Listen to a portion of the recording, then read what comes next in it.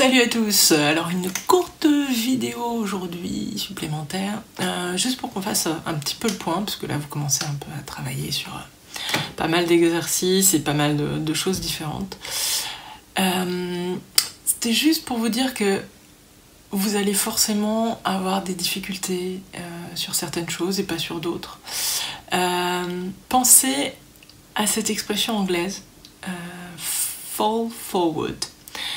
To fall forward, c'est tomber en avançant. Ça veut dire que, quoi qu'il arrive, même si ça marche pas tout de suite, persévérez, continuez à essayer, mais sans violence, sans vous flageller, sans vous dire que vous êtes une grosse merde et que vous n'y arrivez pas et que vous êtes nul.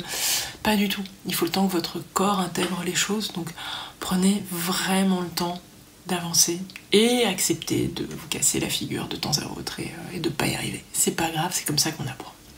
Donc ça, c'était une première chose. La deuxième chose dont je voulais vous parler tient un peu à la condition dans laquelle je suis là aujourd'hui, c'est-à-dire que je suis en fin de rhume. Mon rhume aura duré, 3 jours à tout casser. Et il aura duré 3 jours grâce à un ou deux trucs que je voudrais partager avec vous pour éviter que vous galériez pendant des semaines avec ces fichus crèves là qui arrivent avec le début de l'hiver. Donc le premier truc, pour éviter que ça dure, déjà vous évitez tous les trucs anti-rhume qu'on vous vend dans les pharmacies parce que c'est une horreur, ça masque tout mais ça change rien. Moi ce que je fais, donc c'est pas du tout un avis médical, hein, c'est ma petite routine à moi quand je sens que ça commence à pas aller. Et je ne suis pas du tout payée par les boîtes dont je vais vous montrer les produits. Hein, voilà, c'est juste ce que j'utilise moi. Donc ça, dans le nez, dans la bouche, dans la gorge, c'est vraiment top. Voilà, dès que je sens que ça commence à picoter, hop.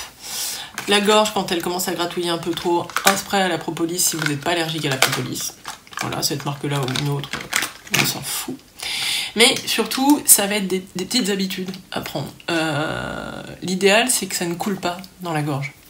Parce que c'est là, en fait, que ça devient problématique. C'est quand ce qu'il y a là, dans les sinus et dans le nez, se met à couler derrière, dans la gorge. Donc, moi, je dors assise. Donc ça va durer 2 jours, donc c'est 2 jours pas très glamour et un peu pénible, parce qu'il y a plus charmant que de devoir dormir assis. Mais par contre, ça évite que ça coule derrière. Et je me mets un cache-nez, de manière à garder tout ça dans un environnement chaud et humide, avec de la vapeur d'eau créée par moi. De façon à ce que ça n'irrite pas et à pas se retrouver avec les toux nocturnes qui sont juste atroces, qui empêchent de dormir. Du coup, la voix n'est pas fatiguée, c'est-à-dire qu'effectivement, je suis encore un peu prise là, mais je peux chanter sans problème. Voilà. Et donc il y a ça. Bien sûr, vous hydratez beaucoup. Essayez de manger sainement, vous évitez tout ce qui est junk food, hein, parce que ça va pas ranger les choses. Et voilà.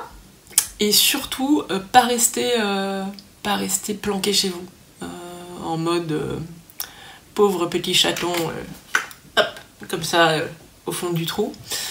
Essayez de sortir, essayez d'aller marcher, d'aller courir, d'aérer un peu. Parce qu'en fait, plus vous allez rester en mode prostré, pire ça va être. Voilà. Donc ça, c'est les 2-3 trucs que je fais moi et qui me permettent de ne pas laisser le rhume durer, de pouvoir d'être enquiquiné seulement pendant 2, maximum 3 jours et ensuite de pouvoir repartir en pleine forme. Je vous fais plein de bisous. Voilà, c'était une petite vidéo en aparté qui rentre pas dans le programme habituel, mais il y en aura d'autres comme ça de temps en temps. Et puis je vous dis à très bientôt.